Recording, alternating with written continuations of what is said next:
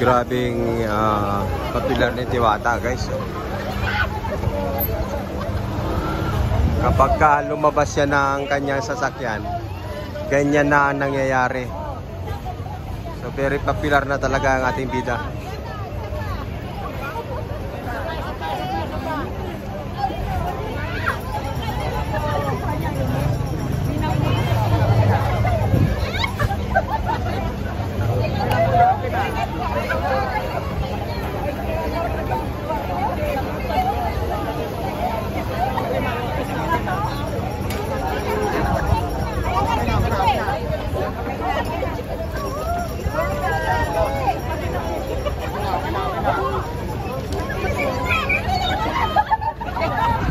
Inubog na ng tao, guys. Parang may magnet si Diwata eh. Sa susunod niyan, magkakaroon na ng bodyguard yan, tigahawi.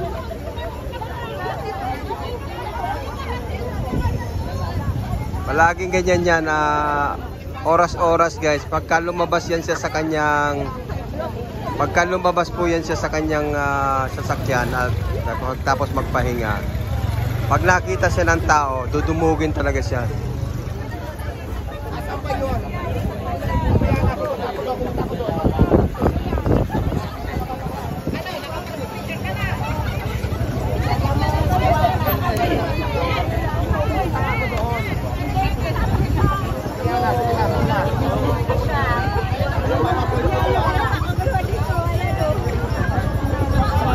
Si Madam.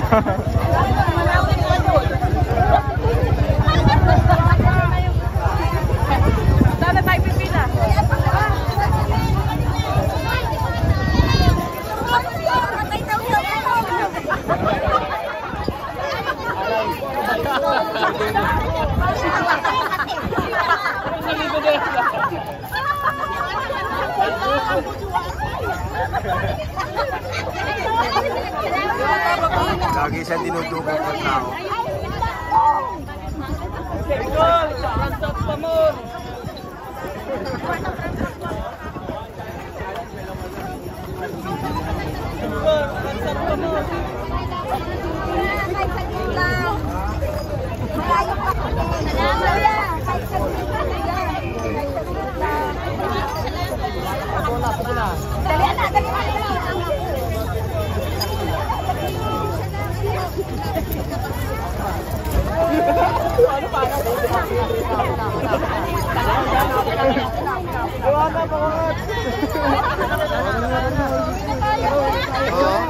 Yan na, tumakas na.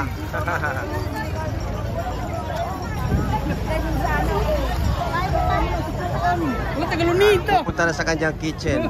Bawal na po doon, bawal na. Bawal na po sa kitchen, bawal na. Bawal na.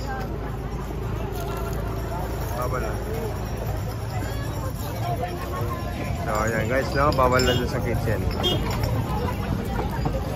Ganyan si Diwata, guys, kapag lumabas, sigurado dudumugin po siya ng mga tao na parang nakakita ng napaka sikat na artista, guys. Ganyan ang nangyayari. Kaya actually pinagbibigyan naman po niya yung mga taong picture.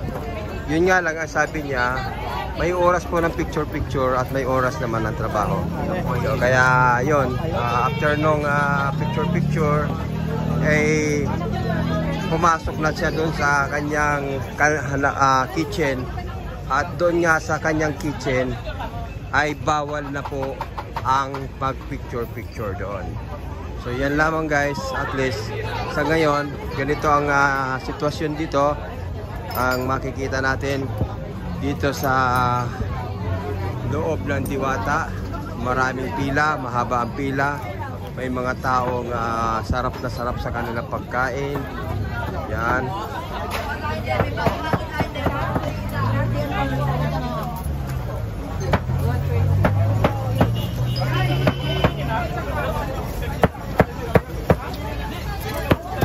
Na kayo guys at kumain na kayo ng napakasarap na Paris. At siyempre dito only rice, only sabaw, may libreng soft drinks. Nakita nyo naman yung tao nakapila. Yan po ay kukuha na ng kanilang order Anli sabaw, nakapila guys.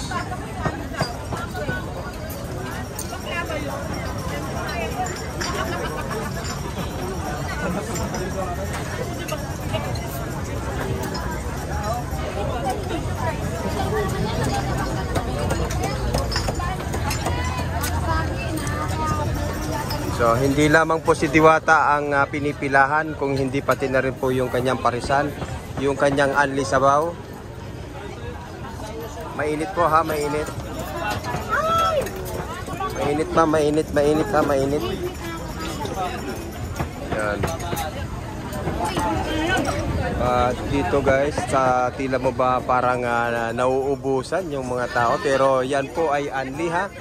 Pwede pong bumalik, pwede pong mag-refill, pwede pong bumalik uli kung gustong humigop uli ng mainit na sabaw. At kagaya nga dyan, makikita nyo guys, kala mo nag-aagawan yung mga tao, kala mo mauubusan, pero hindi nila alam, napakarami po niyan. Walang humpay po ang pagluluto doon sa kitchen guys, kaya yun, I'm sure pagpunta nyo rito siguradong may kakainin at kakainin ko yung bagong luto, kagaya nung napakasarap na bagong luto ng kanin na yan, napakasarap. Diba? Bagong luto yan. Always palagi yan, diba? Always palaging luto yan, diba sir? Yes po. Sa mga gusto namang kumain kay Madam Diwata, overloaded pares. Ayan, no?